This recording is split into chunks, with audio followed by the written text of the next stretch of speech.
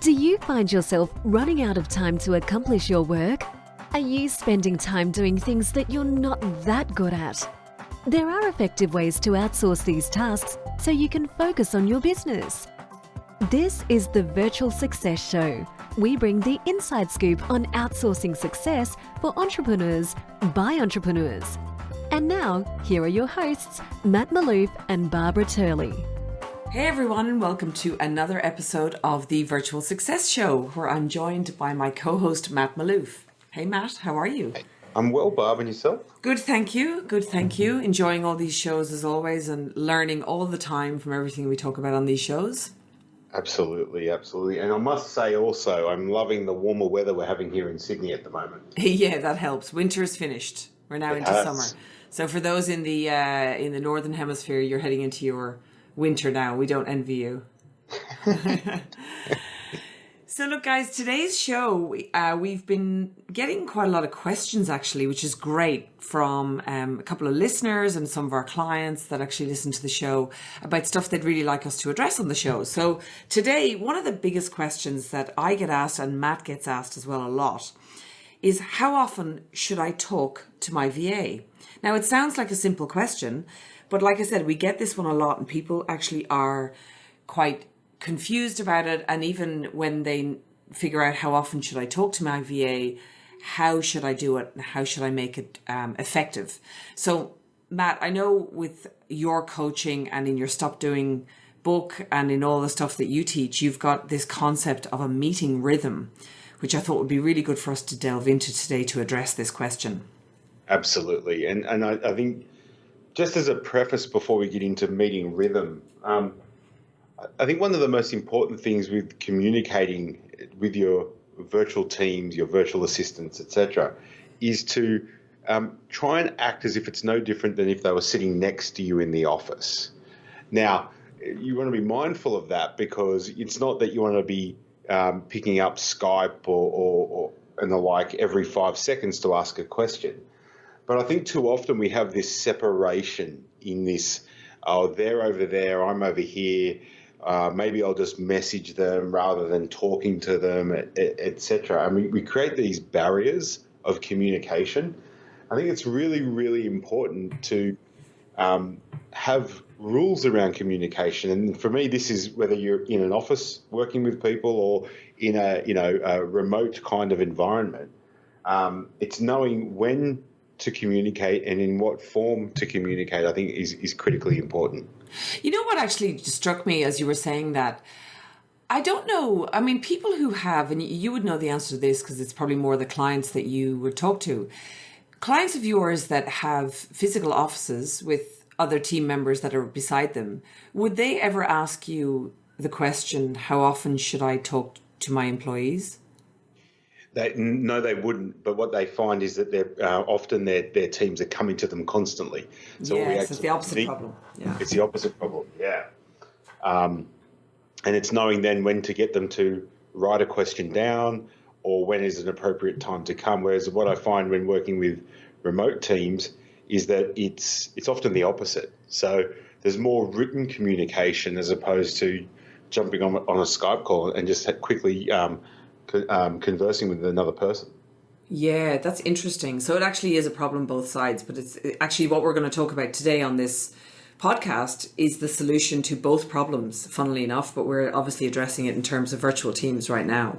Exactly. So I think the first thing to establish with this is some communication protocols. And what I mean by that is, when is it appropriate to have written communication? When is it appropriate to have verbal communication? When is it appropriate to maybe create a little video to communicate also? Because what I find with virtual teams is that too often it falls into either Skype or Slack messenger conversations, or even if you don't have those two tools, a lot of people engage in these email to and fro's. Oh, yeah. And the challenge with email is that email, or written communication for that matter, is always read in somebody else's voice and tone. So if I was to write to Barbara, Barbara's reading Matt's communication, but in her her voice and tone and vice versa coming back. And this is often where misinterpretations or miscommunications occur. Keeping in mind that often your virtual teams, English is their second language. Yeah, it's funny. I was thinking you're also reading it in your own voice and tone, and also in the mood that you have on that day. So how often have we read something slightly wrong because we might have been having a tough day or a negative day ourselves, and you read something with a different belief or a different tone based on your own mood? Absolutely. So it can happen, yeah. And then when we talk about meeting rhythm, we want to think of meetings as the pulse of the business. So it's a combination of whether it's daily, weekly, and or monthly type meetings.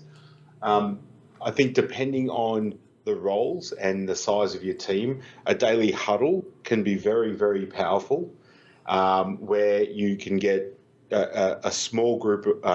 You wouldn't want any more than 8 to 10 on a daily huddle type of meeting.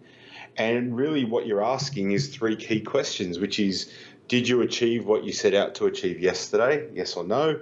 What's your main focus for today? And do you need help or are you stuck? And it's a really quick meeting. And what it does is it brings, number one, the team together. Number two, it enables you to understand where everyone is focused for the day. And number three, it encourages collaboration and supporting one another on that third question, which is, where am I stuck or where do I need help? So a daily huddle is one form of communication rhythm on how often you should talk to your VA. Actually, on that, Matt, I actually took that advice probably about 6 months ago now. I think you had mentioned this daily huddle thing and we were talking about it. And I have to say it has been an absolute game changer in my business. It solved a lot of communication problems that we had. It solved a lot of mistakes that were happening that were nobody's fault, really. It was just that we weren't coming together as a team. Now, just for anyone listening, just from my own experience, what happened with this was I started it out in exactly the format that you're talking about here, and it was a huddle in that way. But we quickly actually realized that that wasn't totally effective for what we were talking about, because the problems that we would suffer in the virtual hub in my business are what we call the pipelines. So matching up the supply and demand of, clients needing X, Y, and Z, VAs with these skills, and actually matching everything up.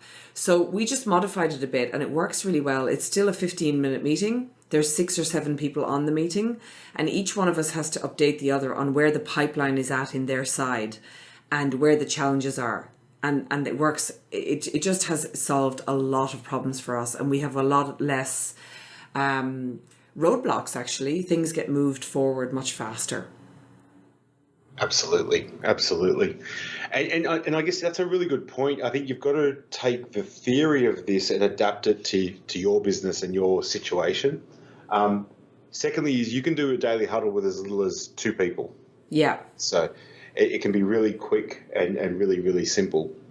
I think then as far as how often should you communicate with your VA, it really comes down to their role. So Vanessa, who is my personal assistant that resides in the Philippines, we communicate daily because in her role and in how she supports me, that's what's necessary. And we do that, I'll say the majority of the time, verbally via Skype, because again, it's quicker, it's easier. We can make sure that the understanding of everything is there, and it works for us. And when I say the majority of the time, given the nature of what I do, often I can be on the road, and I could be presenting for 6, 7, 8, 10 hours. So on those days, Vanessa will send me a daily report, and I'll know what's going on there. But if something's urgent, we have what I call the bat signal, where Vanessa will text me, and in my break, I will quickly jump on Skype and have a conversation with her. And there's some rules around using the bat signal. She's really got to ask how important is it that it gets done then and there. And again, there's only a few things that happen there, but that it enables her to feel supported and be able to know not feel that she's bothering me. Yeah, I was going to say that because I get that a lot. I've said to a few of my team members, oh, for X, Y, and Z, you can bother me. Like, it doesn't matter what I'm doing. I want you to bother me for a certain types of situations. They are never to feel like they can't bother me, because people, particularly in the Philippines, will feel, oh, you're busy, I didn't want to bother you. Exactly. Unless you actually give the parameters around which that is expected. Absolutely. And then from there, I think you just need to work out the appropriate communication rhythm with certain roles. I know one of our other team with the Fortune Institute, Samantha, in her role, we have a formal meeting once a week because that's what supports that role.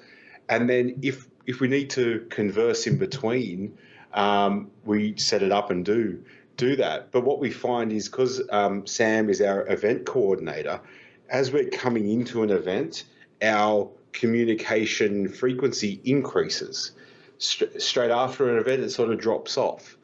And so it's getting clarity around people's roles and responsibilities and what you need from them and what they need from you, and making that happen. I think the last thing I'll just say on this topic is don't be too rigid with it. So, because we have good parameters and rhythms, etc. But all in all, you're dealing with people. If someone needs you, and just what you were just saying, Barb, we have the same. If you need me or whoever it is in our company, just call them. What we do is we just have a really little simple where we'll ping someone beforehand, just go, "You free?" ? You know what I mean? Just so that, because sometimes, when you could be in the middle of doing something and someone just calls. Whereas, and we just, again, it's emulating as if someone was sitting next to me in the office, I wouldn't just walk up to them and start talking to them. Yeah, you'd say, "Have you got a second?" Yeah. You got a second, right? So we extend that same courtesy in a virtual environment also. Look, I love that you brought up the rigidity thing, because as you were talking, I was thinking, in my experience, sometimes clients or VAs might say, "Oh, well, we do the meeting, but it's not really working." And I think, well, in the beginning of a relationship with a virtual assistant or a virtual team, I still think in the very, very beginning, having a 10-minute daily huddle with that person, particularly if it's just you and a VA, is so powerful. And then over time, you'll find that you might go to twice a week together. But if you're finding that in between, the communication is elevating again, or the mistakes are elevating, then go back to the 10-minute huddle every day.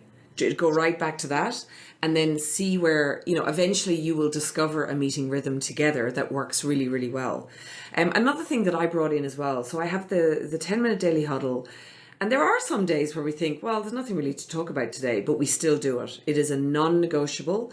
And for me, as the leader of the business, I make sure that it doesn't matter what is happening in my day.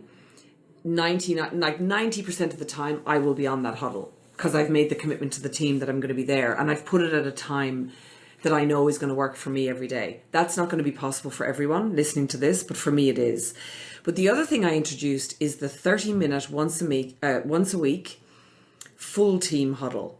Now this is quite an interesting one, because we've got about 15 people on that call, and it's 30 minutes and everybody has 3 minutes for the floor.